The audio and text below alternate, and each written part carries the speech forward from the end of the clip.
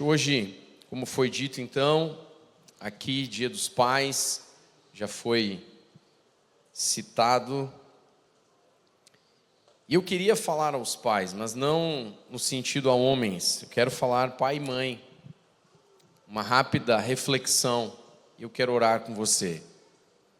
Em Romanos 12 diz: portanto, irmãos, pelas misericórdias de Deus, peço que ofereçam o seu corpo como sacrifício vivo, santo e agradável a Deus. Este é o culto racional de vocês. Não vivam conforme os padrões deste mundo, mas deixem que Deus os transforme pela renovação da mente, para que possam experimentar qual é a boa, agradável e perfeita vontade de Deus. Obrigado, Senhor, por tua palavra. Ministra-nos, Espírito Santo. Tu és bem-vindo. Em nome de Jesus. Amém. Amém, meus irmãos. Nesse dia, Dia dos Pais, nós podemos refletir sobre nossa casa e sobre a nossa família. Hoje de manhã, Coach Anacondia falava sobre a família e a importância disso nas nossas casas, uma vez que somos discípulos de Jesus. Tem um vídeo nas redes sociais que tem ganhado bastante destaque, onde se fala sobre a adultização das crianças nas redes sociais, sobre o perigo disso, mas eu tenho um outro vídeo para fazer, que é sobre a infantilização dos adultos. Porque hoje os valores estão invertidos, como já ministramos no mês passado, e o que você tem que saber, e eu também, é que isso não é por acaso. Às vezes o cristão vive de uma maneira tão impensada, tão sem reflexão, que ele não se dá conta de que o que tem acontecido na sociedade não é por acaso, não é uma brincadeira, não é sem querer. Nós temos um ditado, e ele é real, ele é verdadeiro: o diabo não brinca de ser diabo. O problema é que tem crente que brinca de ser crente. Porque quando você olha um texto como esse, o apóstolo Paulo, e eu vou só relembrar uma coisa que eu tenho dito aqui, quando ele diz: eu rogo pelas misericórdias de Deus, é como se Paulo tivesse ajoelhado com as mãos na cabeça, dizendo: pelo amor de Deus, eu rogo a vocês, que vocês tomem uma atitude. Eu rogo pelas misericórdias de Deus, pela compaixão de Deus, que vocês ofereçam o corpo de vocês como sacrifício vivo, santo, agradável a Deus. Esse é o culto racional, o culto lógico, eu tenho dito intencional, refletido, pensado, ou seja, é algo que nós fazemos de cabeça pensada. Nós não vivemos pelo acaso.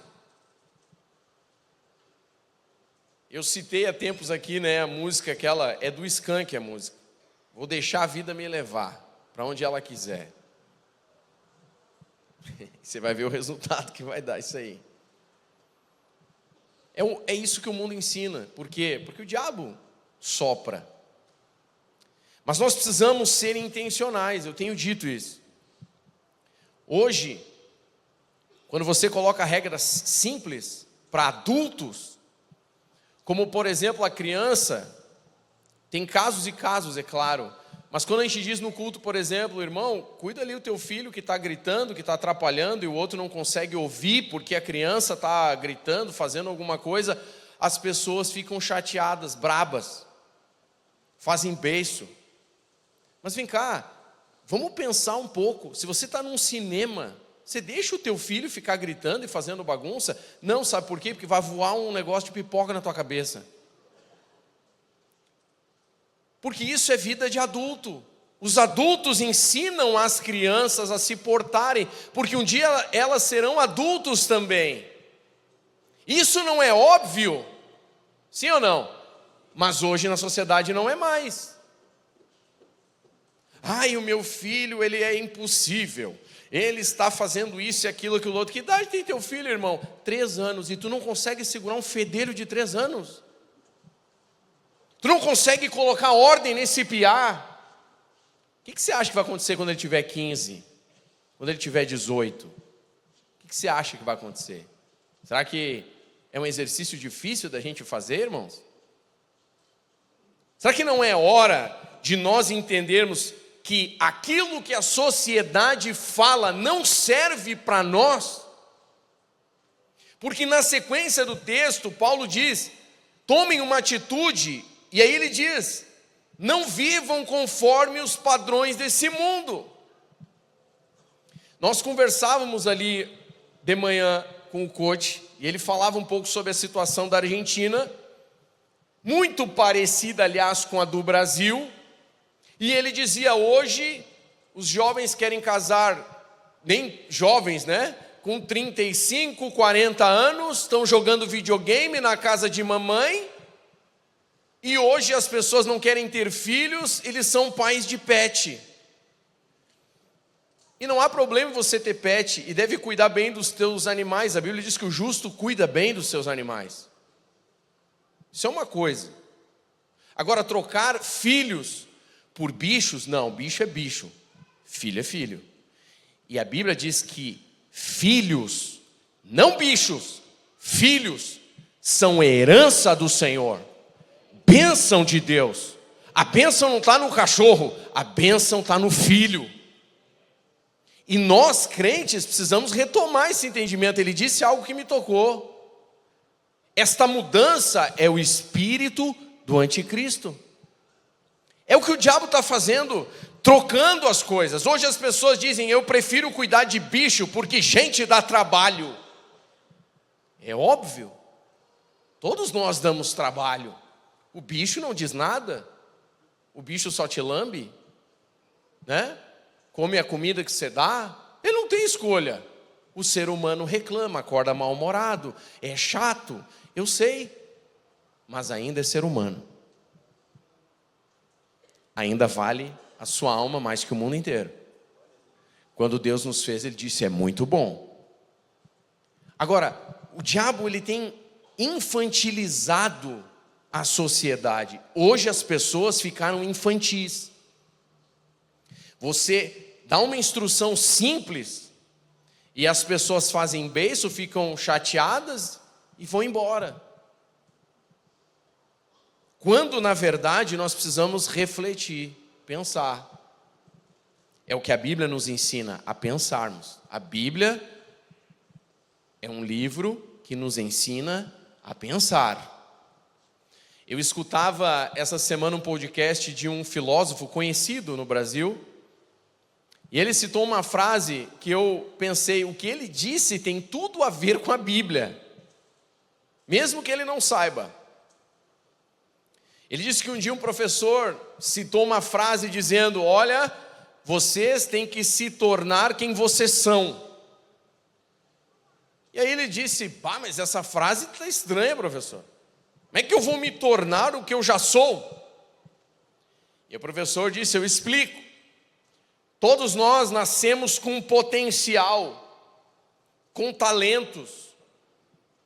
Mas se você vai identificando isso, você vai se tornando quem você é, quem você nasceu para ser. E eu disse: isso tem tudo a ver com o propósito de Deus. Porque quando nós refletimos o nosso chamado e quem nós somos em Deus, nós nos tornamos o que nascemos para ser: sal da terra, luz do mundo, diferença entre as nações. Mas muitas famílias ditas cristãs e evangélicas andam hoje como o mundo. Querem ser politicamente corretos, Até quando nós vamos seguir com isso? Não estou pedindo para você brigar com ninguém, bater boca com ninguém, mas dentro da tua casa, você tem que andar nos valores das Escrituras. Hoje se fala muito dessa geração nem estuda, nem trabalha. Hoje a gente fala de uma geração mimimi, que reclama disso e daquilo, são fracos. A gente fala muito disso, mas a questão é, a mudança começa em nós, irmãos, e começa na nossa casa. Ou a gente vai ficar reclamando do Brasil, do Rio Grande do Sul, do povo, disso, daquilo, ou a gente começa uma mudança na nossa casa, mas os meus filhos serão diferentes. E os teus filhos são a resposta de Deus para a mudança ao redor deles. Ou a gente vai passar só reclamando. O que você espera desse país, desse governo? O que você espera da sociedade? Irmão, é isso aí. E vai piorar. Os valores vão piorar. Então, uma decadência tremenda. Mas dentro da tua casa tem que ser diferente. Quando você estiver no restaurante, vocês têm que dizer, como é que teu filho fica sentado do teu lado e não precisa de um celular? Porque o meu filho é educado, amigo. Porque em casa ele tem limite. Porque tem um homem, tem uma mulher dentro de casa. Né? Antigamente a gente brincava para o homem, perguntava, tu é um homem ou um rato? Né? Tem homens de Deus aqui, mulheres de Deus, amém ou não? Dia dos Pais. Como está indo a nossa casa, a nossa família? Eu tenho falado sobre uma geração, estava lendo esse livro, A Geração Ansiosa, não tem nada a ver com Bíblia, não tem nada a ver com crente, é um psicólogo secular, ele fez um estudo de décadas e constatou, por números, que desde a entrada desse negócio na vida das crianças e das redes sociais, a vida emocional deles desceu profundamente. Crianças entregues ao celular, ao tablet, são educadas por esse negócio. E aí você vê números que demonstram ansiedade, depressão, desejo de suicídio e uma série de outras coisas, porque estão conectados o tempo inteiro nisso e desconectados de uma vida real. Mas a gente prega aqui, a gente fala aqui, mas e nós, irmãos, estamos aplicando isso na nossa casa? Ah, pastor, não é fácil, a criança não para quieta, o único jeito é dar o celular na mão dela. É uma criança, ela vai fazer bagunça mesmo. Mas a gente tem que pôr limite, tem que ensinar. Parece que nós perdemos a capacidade de ensinar, a paciência de ensinar. Vou botar você sentado aqui e você vai ficar. Ele vai levantar umas 20 vezes, mas 20 vezes você tem que sentar ele de novo, até ele entender que não importa se ele levantar 1000 vezes, você vai botar ele sentado 1000 vezes. Até que ele entenda na casa quem é que manda. Nós precisamos retomar isso, irmãos, amém ou não? Então, reclamar do mundo e da sociedade é fácil, mas nós precisamos começar uma mudança na nossa casa. Por isso que Paulo diz, eu rogo a vocês que vocês tomem uma atitude. Eu rogo a vocês que vocês façam alguma coisa. Eu rogo a vocês que vocês não vivam como o mundo. Eu rogo a vocês que vocês se dediquem racionalmente, de forma lógica, intencionalmente, é nos importarmos tanto que fazemos alguma coisa. Na Bíblia a Mensagem, esse texto diz assim, a Bíblia a Mensagem é uma paráfrase, né, da Bíblia, bem interessante, diz assim, portanto, com a ajuda de Deus, quero que vocês façam o seguinte, entreguem a vida cotidiana, dormir, comer, trabalhar, passear, a Deus, como se fosse uma oferta. Receber o que Deus fez por vocês é o melhor que podem fazer por Ele. Não se ajustem, prestem atenção nisso, não se ajustem demais à sua cultura, a ponto de não poderem pensar mais. A estratégia do diabo é nos envolver tanto com a cultura, tanto com as ideias do mundo, tanto nos acostumamos com a vida diária do mundo que nós não pensamos mais. Por que eu estou fazendo isso? Por que eu estou conduzindo a minha casa assim? Por que eu estou conduzindo os meus filhos assim? Ah, todo mundo faz. Eu chego no restaurante, está todas as crianças com tablet, então, já que todo mundo faz. Mas será que é assim que a gente deve andar, irmãos? Será que a gente se importa tanto? E será que a gente entendeu, irmão? Meu irmão e minha irmã, você não está criando filhos. Você está criando a próxima geração de pais. Você, dependendo da maneira como você está cuidando da tua casa, da tua família, você está preparando as próximas gerações. Amém ou não? Esse é o legado que nós temos que deixar. Um legado de amor, um legado de paternidade. Nossos filhos têm que saber quem é o Pai Celestial. E eu vou orar no final, porque alguns entraram na fé, chegaram na fé e seus filhos já eram adultos, já eram jovens. Quem chegou na fé e o seu filho já era adulto ou jovem? Levanta a mão aí. Tá. No final eu quero orar. Alguns que, quem sabe, os filhos ainda não se converteram. Alguns que dizem, pastor, eu queria ter escutado essa mensagem há 20 anos atrás. Que pena que você não pôde escutar, mas continue orando pelos teus filhos, porque o Evangelho é o poder de Deus. E por mais que a fé não tivesse entrado naquela época, Jesus pode mudar a tua família. Clame por ela, ore por ela, Jesus pode fazer. Não sei, irmãos, às vezes parece que a gente perdeu essa capacidade de crer. Crer não é dizer, crer é agir. Será que nós estamos dispostos a dizer, Deus, eu não vou sossegar até que a minha família seja salva? Ou nós já nos conformamos? Ah, eu já orei 10 anos, não aconteceu nada, eu desisto. Será que a gente tem uma fé teimosa, onde a gente diz, Deus, eu vou orar o tempo que for necessário, até o dia da minha morte, se for necessário, e se eu não ver eles salvos, quando eu partir, que fique um legado de fé, e que o Senhor encontre os meus filhos? Será que a gente está pronto? Será que a gente crê nesse sentido? Ou será que a gente perdeu essa capacidade?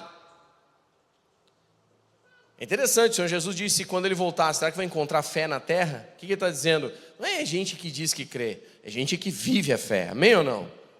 Sabe, esse legado de paternidade, um legado de amor, um cuidado em nossas casas. Olha Efésios 5:25, um texto que fala da família, da casa, do cuidado do homem e da mulher em sua casa. No versículo 21, Efésios 5 diz, sujeitem-se uns aos outros no temor de Cristo. Esposas, que cada uma de vocês se sujeite ao seu próprio marido como ao Senhor. Hoje é algo assim, de outro mundo, ler esse texto. Que a mulher deve se sujeitar ao seu marido. É um pecado, aonde que já se viu no mundo feminista de hoje, dizer que a esposa deve se sujeitar ao seu marido. O problema é que o mundo não entende o tipo de sujeição do Evangelho.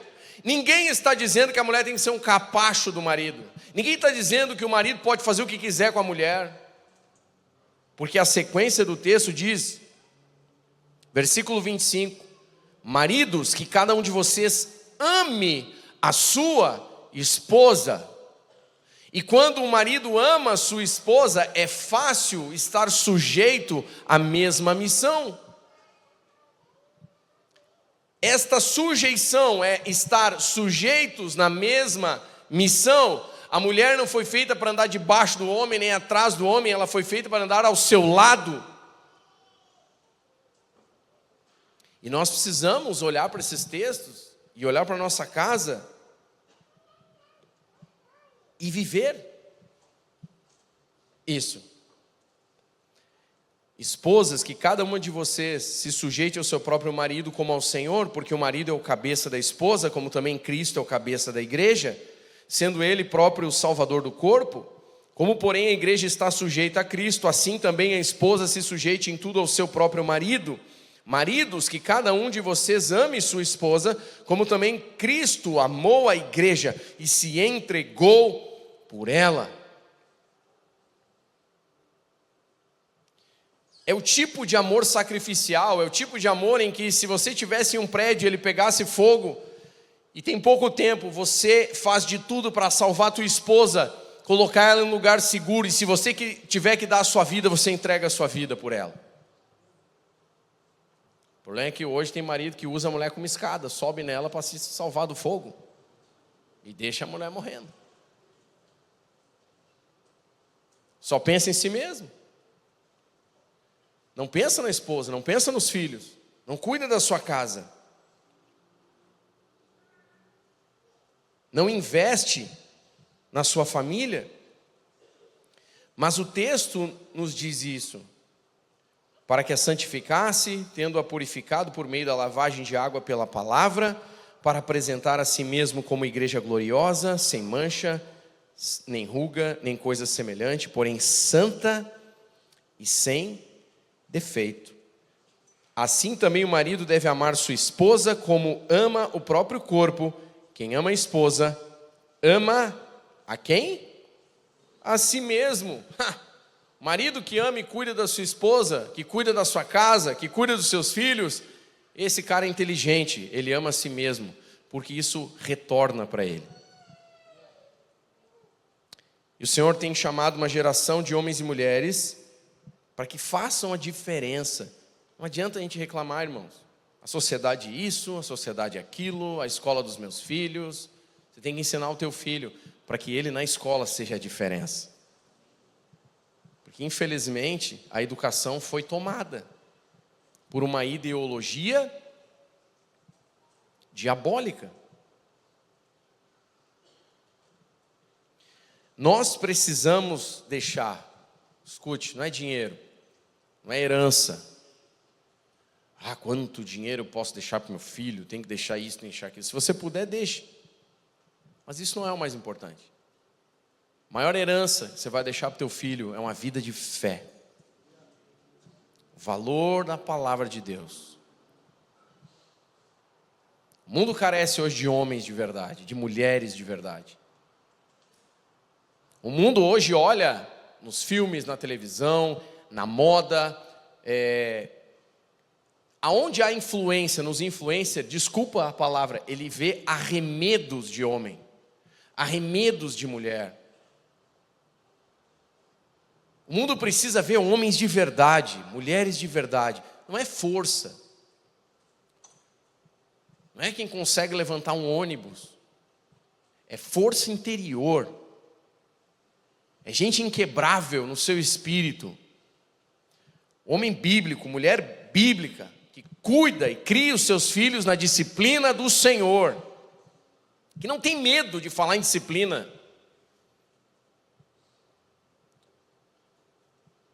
Que fala a verdade, em amor, mas fala a verdade. Que investe nos seus filhos. Tem pai às vezes que não quer trazer o filho no culto dos teens, no culto de jovens. Dá muito trabalho, estou cansado. Você está perdendo uma oportunidade. Os anos estão passando, as semanas, os meses estão passando, e o teu filho, em vez de vir no culto, fica em casa jogando videogame. E sem você saber, você está tirando dele a oportunidade de receber mais de Deus por uma porta do diabo que entra. Não é que não pode jogar videogame, que o videogame é do diabo, não é isso. Tendo o controle, teu filho pode jogar, tem um tempo lá que ele pode jogar se as notas estão boas, amém? Se está cumprindo o que tem que cumprir, então pode jogar um tempo o videogame. Lorenzo joga videogame, meu filho, 1 hora por semana eu deixo ele jogar. Quando estava de férias eu deixava ele jogar um pouco mais. Voltou às aulas, agora 1 hora por semana só. E tá bom, vai ler. Incentivo ele a ler, compra o livro para ele. Entrou no primeiro ano, já sabia ler, já sabia escrever. Faz cálculos de cabeça, é bom de matemática. Eu estou criando um pai da próxima geração. Eu coloco um nível alto para o meu filho. Porque eu sei aonde eu quero que ele chegue. Eu estou ensinando algumas coisas importantes para ele. Porque eu estou investindo nele. A minha família, depois do Senhor Jesus, é o maior investimento que eu faço. Então eu dou tudo que tenho. E nós precisamos entender quem nós somos, irmãos. Vou dizer de novo, a sociedade está ruim, vai piorar. Mas o mundo, quando estiver desesperado, no meio da escuridão, eles vão ver focos de luz. E esses focos são a tua casa, a tua família. Eles vão olhar para vocês. Eles vão buscar socorro em vocês. Quando o chão deles terminar, quando tudo ruir, eles vão saber para onde olhar. Porque tem famílias estruturadas ainda. Porque tem pessoas firmadas. Então, num dia dos pais como esse, não só orar pelos nossos filhos ou orar pelos pais. Pais, mães, avós, educadores. Mas nós precisamos refletir se a nossa casa tem vivido esses valores. Se nós estamos deixando esse legado de fé. Eu encerro, eu li aqui com os homens, né, Atos capítulo 6, se você puder abrir aí comigo. O pessoal do louvor pode vir, vamos orar. Atos no capítulo 6, no versículo 5. Havia acontecido uma pequena discussão entre os discípulos. As viúvas gregas estavam sendo deixadas de lado na ajuda. E aí os apóstolos decidiram: escolham homens cheios do Espírito Santo, com sabedoria, que possam cuidar disso. E nós vamos nos dedicar à palavra, à oração. E no versículo 5 diz: o parecer agradou a todos. Então elegeram Estevão, homem cheio de fé e do Espírito Santo. Diga comigo isso: homem cheio de fé e do Espírito Santo. Se tiver uma mulher aí do teu lado, diga: uma mulher cheia de fé e do Espírito Santo. Olha Atos 11, no versículo 24. Atos 11, verso 24. Falando aqui agora sobre Barnabé. Porque era homem bom, cheio do Espírito Santo e de fé. Eu acho interessante isso. Esses dois homens, a Bíblia fala muito pouco sobre eles. Estevão foi o primeiro mártir, morto apedrejado, onde Saulo consentiu em sua morte. E ali começa a história, né, de Paulo, depois sua conversão. Com certeza foi impactado naquele dia. E fala aqui também sobre Barnabé. Você não ouve muito mais sobre esses dois homens, mas o pequeno relato que há sobre eles é extremamente poderoso. Os dois eram homens cheios de fé e do Espírito Santo. Deixa eu te dizer, o que os nossos filhos, esposas, maridos, a nossa casa, aonde você trabalha, a faculdade, a sociedade precisa é ver homens e mulheres cheios de fé e do Espírito Santo. É isso que causa mudança. É isso que causa uma verdadeira revolução. Você vai achar que algo vai acontecer porque um presidente de direita ou um presidente não sei das quantas, quando você for votar, sim, seja consciente, vote corretamente. Agora, eu tenho que te dizer, o que vai fazer diferença não é a política no frigir dos ovos. O que vai fazer diferença são homens e mulheres cheios de fé e do Espírito Santo. A verdadeira revolução é a revolução de Jesus, é a revolução do Evangelho, é aquilo que muda o coração do homem. Porque daí você não precisa nem mais de lei para que ele obedeça. Ele obedece por amor a Deus. O coração dele foi transformado, foi mudado. Mas irmãos, nós podemos fazer duas coisas: passar a vida toda reclamando, ou começar uma mudança na nossa casa. Parece algo que não tem importância. Deixar o teu filho lá no celular, não corrigir, deixa fazer, não tomar atitude nenhuma, ser omisso. Daqui 15 anos, 20 anos, infelizmente, isso vai retornar para você. Ou você pode tomar uma atitude agora e conduzir a tua casa com intencionalidade. Dá trabalho? Sim. Tudo que é bom dá trabalho, né? Se ouro e pedras preciosas não tivessem valor, ninguém ia ter o trabalho de ir atrás. Por que dá tanto trabalho extrair ouro ou pedras preciosas? Porque vale a pena, porque tem valor. A tua família é o teu ouro, tua pedra preciosa, Cristo acima de tudo. Por isso que dá trabalho. Mas nesse dia dos pais, eu queria chamar a atenção de pais e mães, das famílias, dos educadores, que é nossa responsabilidade. Nós precisamos começar uma mudança importante na sociedade, que começa por vivermos o Evangelho de fato, deixarmos um legado de fé e uma vida cheia do Espírito Santo. Orarmos pelos nossos filhos, para que eles sejam cheios do Espírito Santo. Essa é uma oração que eu faço sobre meu filho. Eu digo: Senhor, o que ele realmente precisa, o resto é o resto, mas o que ele realmente precisa é ser cheio do Espírito Santo, porque é isso que vai fazer uma mudança na vida dele. Aonde ele estiver, o teu Espírito vai falar com ele. Aonde ele estiver, o Senhor vai guiá-lo. Aonde ele estiver, ele vai saber discernir o bem do mal, porque o Espírito Santo estará no interior dele. Então essa tem sido a minha oração e meu trabalho. Por exemplo, nós teremos no final do mês um retiro para teens. O meu filhinho nunca dormiu fora, deixa esse guri ir. Ele vai ser cheio do Espírito Santo lá. Ele vai voltar transformado. É um investimento que você está fazendo. Deixa crescer, deixa amadurecer. Eu entendo que os tempos mudaram, né? Mas eu me lembro de ir à escola com 7, 8 anos sozinho. Eu me lembro do meu pai me levar de ônibus no centro de Porto Alegre, me ensinar as ruas principais e dizer: se um dia acontecer alguma coisa e você tiver que resolver algo sozinho, aqui é a rua tal, aqui é a tal, aqui você pega um ônibus para ir para casa, aqui você faz isso, você faz aquilo, me ensinando a amadurecer. Mas hoje em dia a gente protege tanto as crianças de tudo.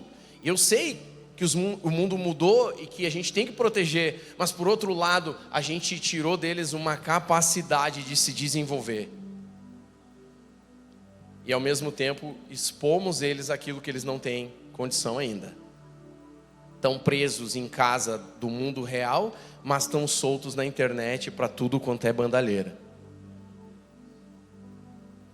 Está aqui do meu lado, eu estou enxergando, mas você não está enxergando o que ele está consumindo. Ele está aqui, ele está seguro. Sim, o corpo físico, mas a mente dele foi raptada, foi pega. Depois ele está botando o dedo na tua cara e dizendo que você é fascista, que você é isso, que você é aquilo. Sabe, nós precisamos refletir que a mudança começa em nós, na nossa casa, na nossa família. Valores importantes de nós trazermos de volta a palavra de Deus, a centralidade da palavra. Você tem sentado com os teus filhos, você tem sentado com a tua esposa, com o teu marido, aberto a Escritura, orado juntos de vez em quando, nem que seja de vez em quando. A palavra faz parte da casa de vocês. Teu filho vê você na igreja e você é uma coisa e em casa é outra. Na igreja, cara de crente, roupa de crente, sorriso de crente. Em casa, é uma mala sem alça, chato, ruim. Não, precisamos viver. Você não precisa mostrar nada para o pastor, não precisa ser santinho, mostrar uma coisa para o pastor. Que diferença que faz? É muito melhor você mostrar quem você é. Dizer, pastor, eu não venci ainda algumas coisas, eu tenho problemas, eu preciso de ajuda. É muito melhor, porque você vai ter ajuda daí. Você vai conseguir ajuda, você vai mudar. Você só está enganando a você mesmo, você não engana a Deus. Você engana o pastor. Não é fácil enganar o pastor, difícil enganar o Espírito Santo. Aliás, impossível, né? Mas eu quero fazer uma convocação a pais, a mães, a igreja, a família, aos jovens, aos adolescentes, a se sujeitarem a Deus, se sujeitarem aos seus pais, a assumirem uma responsabilidade, uma vez que estão entendendo o Evangelho, uma vez que entenderam que Deus chama a gente que trabalha, que Deus chama a gente dedicada, a jogarem a preguiça fora, a se tornarem jovens, adolescentes, cheios de Deus, que ajudam em sua casa, ajudam sua mãe, ajudam seu pai, a mudarem ambientes com a sua vida. É um tempo da igreja se levantar, amém? Fica de pé aí no teu lugar, nós vamos orar.